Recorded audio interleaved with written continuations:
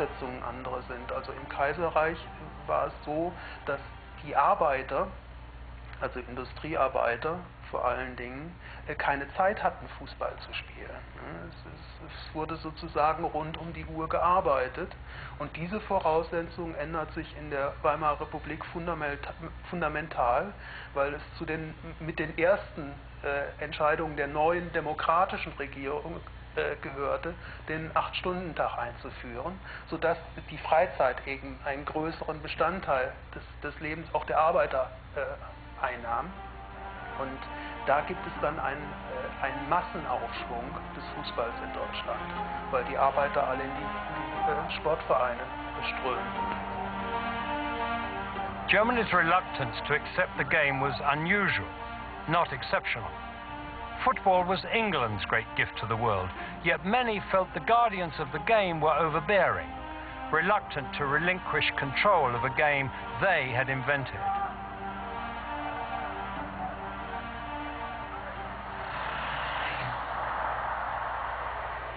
In Latin America, this struggle became the starting point for a unique football culture.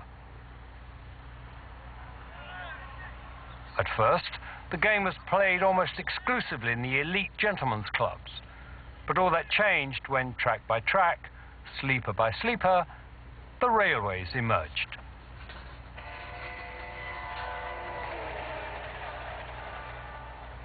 Quiere decir que toda configuración, por lo general, ¿dónde pasó el ferrocarril?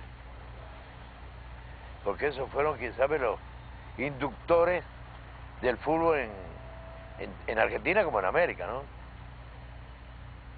Y verdaderamente, en el caso mío, yo soy un gran agradecido a la industria británica. Y me preguntan todo el mundo, ¿pero qué industria británica cuál? Digo, la del fútbol.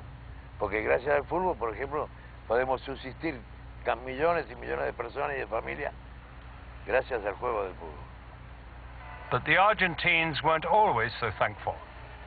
Before the turn of the century, football existed in a vacuum, the British wielding a singular power over the game and its organization. Y el primer equipo que dominó en la Argentina, cuando se organizó el fútbol con campeonatos, era un equipo alumni de los hermanos Brown.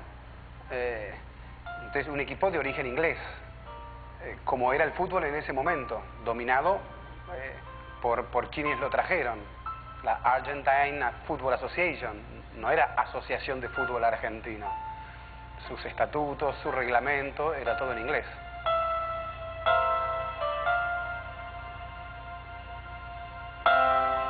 Having dominated the game for over 30 years, the English were toppled in 1913. Entonces, cuando Racing Club quiebra la hegemonía de alumni y se consagra el primer campeón criollo, es como que se interpreta que hay una segunda fundación del fútbol y la fundación criolla. Es como que a partir de allí el fútbol pasó a ser argentino, pasó a ser algo nuestro. For Argentina, as elsewhere, football had become a means of expression, a shorthand for a communal sense of belonging. Empezó siendo una especie de nave espacial, una cosa marciana, venida de afuera. Se decía, son cosas de locos que hacen los ingleses. Pero en estos países, bueno, pues el fútbol se incorporó a la vida nacional y cada país le imprimió su sello, que después se desarrolló de diferentes maneras. Dime cómo juegas y te diré quién eres. El fútbol es una señal de identidad, como todo producto de cultura. El fútbol también es cultura, les guste o no les guste a los enemigos del fútbol.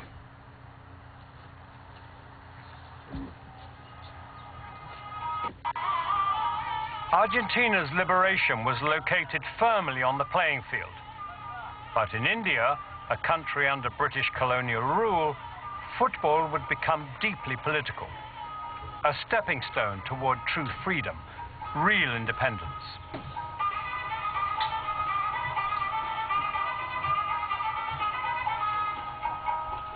Football had been played in the country since the 1870s, when the first missionaries arrived.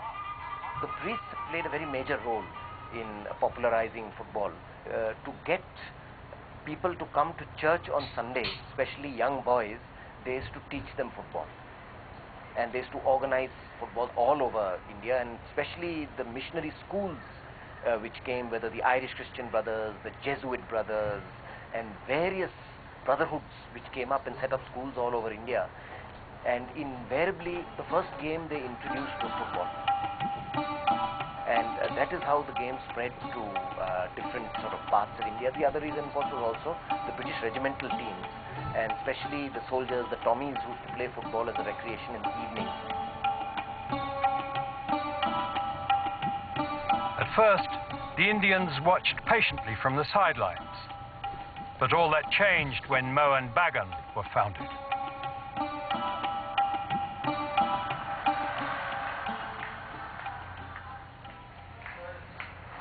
Our first famous club was Mohun Bagan, which started in 1888, 1889. Now, they have a very peculiar history. They set it up in order to, it was something like the idea of muscular Christianity, which was popular in the 19th century in England and Europe, to, train people to become physically fit and become good people. So Mohun Bagan had the very same ideals in order to make Bengali youth athletic and fit and muscular and, give them some discipline on the field. So they set up a sports field. The Durand Cup, the second oldest cup tournament in the world, began in Calcutta in 1888.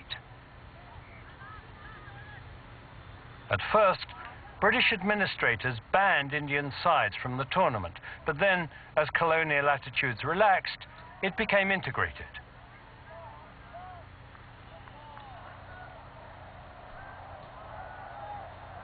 The Durand tournament in the beginning was only for British regimental teams, but football had become so popular amongst the locals, and having separate leagues could have led to more alienation, sort of, a type of apartheid type of situation. So this was a much more harmonious arrangement, getting the Indian clubs to play along with the British clubs.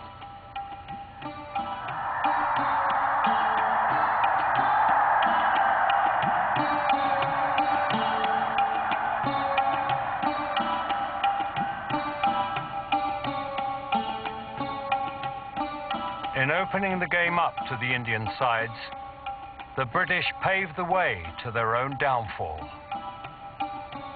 1911 is the first historic landmark in Indian football. Mohun Bagan, 11 Bengalis, 11 barefooted players, all from Calcutta, became the first Indian team to win a major domestic tournament playing against British teams. They won the IFA Shield in Calcutta, beating this East Yorkshire regiment 2-1. There were about 100,000 people. Most of them couldn't see the match because there was no proper stadium. They just stood in rows, thousands and thousands standing at the back, and very ingenious methods were used to convey the score. Small chits of paper were tied on the feet of pigeons, and they were flown to the back. And people would, after every 5 minutes, read the score that, it's still 1-1, it's 1-0, and, the moves were written in shorthand so that people could know.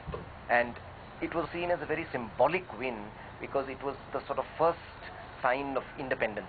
There had been the partition of Bengal some years earlier, so Bengal was very turbulent. And Mohun Bagan beating a British team was seen as a sign that India can do it. That if we can beat the British on the football field, it's also time to lower the Union Jack. And in fact, when the players left the field, the Mohun Bagan flag was fluttering.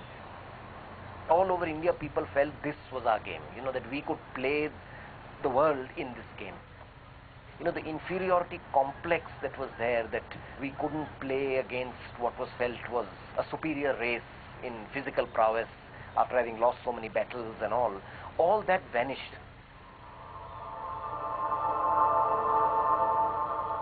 Football had at last become truly democratic. A game so simple, so universally accepted, that there were few places it had not conquered.